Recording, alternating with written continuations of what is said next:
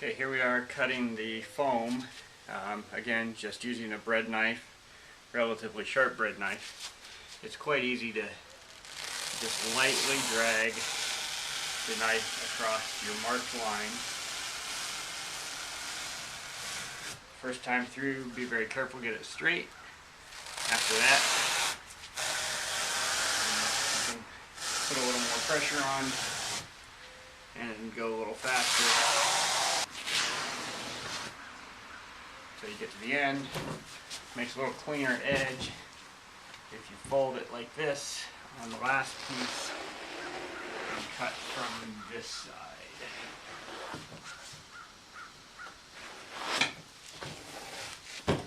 Alright, this next part I'm going to be putting the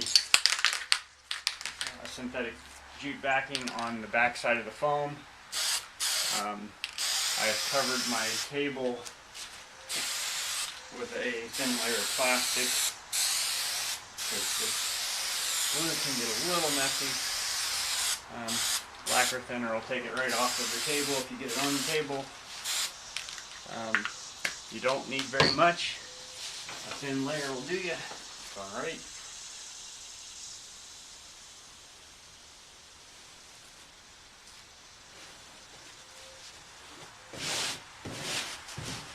Doesn't take much for it to stick. The easiest way I found to do this is to get started on one of the edges. Glue the top, glue the edge and the top. Again, just a thin layer of glue all the way across.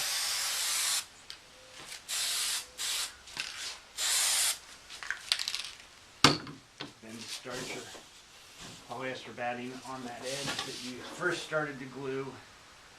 Roll it across the top. Pull it down, get it tight on that spot.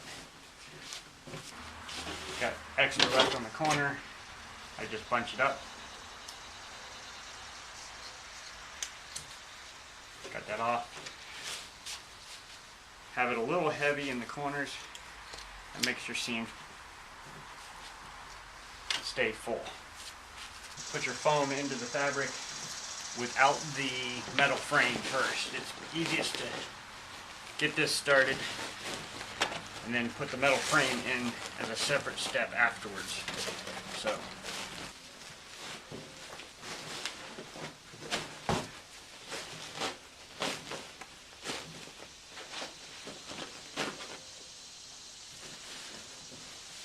On the edges of the frame where they maybe come in contact with your body, you know, either at the top of where it hits your head or at the bottom around your knees, I've been covering it with an extra layer of the polyester batting. Again, this is the back edge, this is the front edge. So, seat base, basically just put enough glue on that it will hold it while you assemble.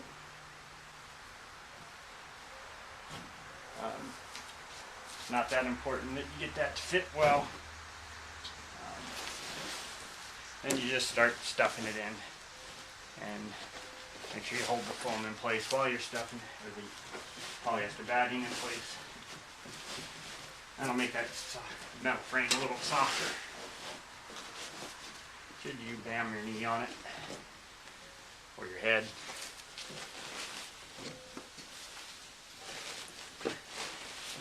And this is where everything gets a little tight. You start to wonder whether you've cut everything too small. It takes a lot of tugging and pulling. It will eventually go.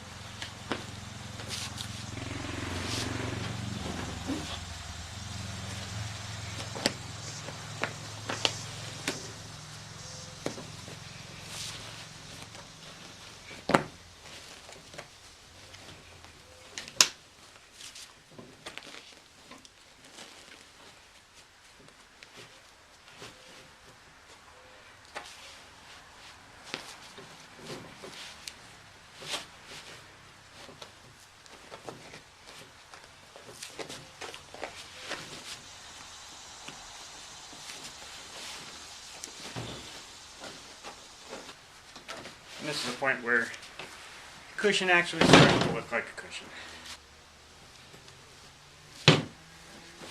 Start in the middle of the cushion and get the seam about where you want it.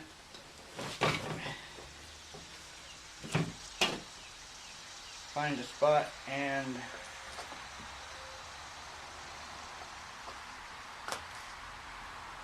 attach your hog ring. What I've done on the other cushions, do one on each side. So same thing with front edge.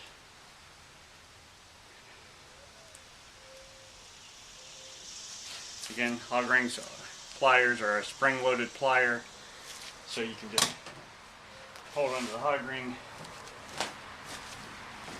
while you get everything ready. This is the front edge. This is one everybody's going to see. Spend your time. Make sure you get that edge straight. Then attach it. Do the same thing for the four corners, or for the two sides. Then go middle out, and you're done. Now we're on to the last and final step. So I've pulled all of the sides in. All the side straight pieces are attached with hog rings. All of the seams are relatively straight. The one you're most interested in is this front edge. When things aren't right, you can just move them around with your hands and get them straight. Now we're down to the final step, which is essentially these corners. And this is where you just want to make sure that you're keeping both edges in mind as you prepare for the hog ring. Just takes one or two on each corner.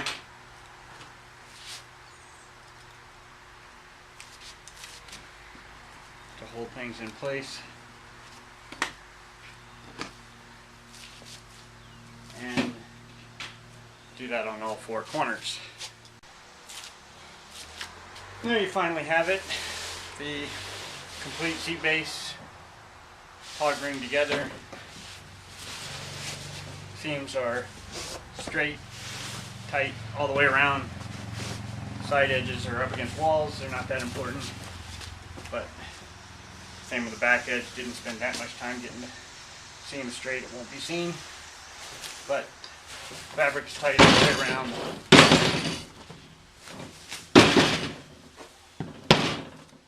One more done.